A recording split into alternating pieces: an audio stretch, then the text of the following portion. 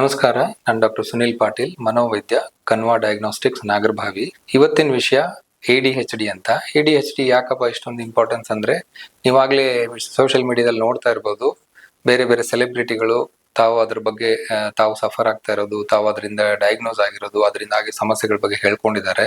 So ಏನಪ್ಪಾ ಇದು ADHD ಅಂತಂದ್ರೆ, attention deficit hyperactivity disorder ಅನ್ನೋ ಮನಸ್ಸಿಗೆ ಸಂಬಂಧಪಟ್ಟ ಒಂದು ಸಮಸ್ಯೆ. ಏನು ತುಂಬಾ ದೊಡ್ಡ ಸಮಸ್ಯೆನಾ, ಚಿಕ್ಕ ಸಮಸ್ಯೆ ಅಂದ್ರೆ ಇದನ್ನ ನಾವು ಹೇಗೆ ತಗೋತೀವೋ ಹಾಗೆ.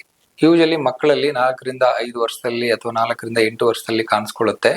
ಮಕ್ಕಳು ತುಂಬಾ ತುಂಟ್ರಾಗಿರ್ತಾರೆ, ತುಂಬಾ ಆಕ್ಟಿವ್ ಆಗಿರ್ತಾರೆ, ಹೈಪರ್ ಆಕ್ಟಿವ್ ಅಂತಾನೆ ಹೇಳ್ಬೋದು.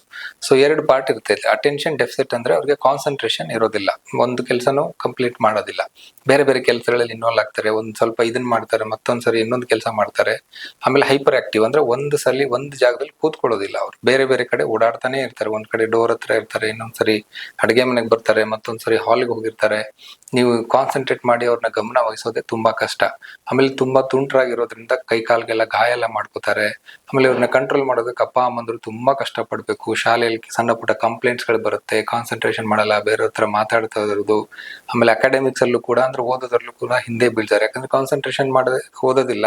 ಹಾಗಾಗಿ ಮಾರ್ಕ್ಸ್ ಕೂಡ ಕಮ್ಮಿ ಬರುತ್ತೆ. ಸೊ ಇಂಥ ಮಕ್ಕಳಿಗೆ ಟ್ರೀಟ್ಮೆಂಟ್ ಕೊಡೋದು ಬಹಳ ಮುಖ್ಯ.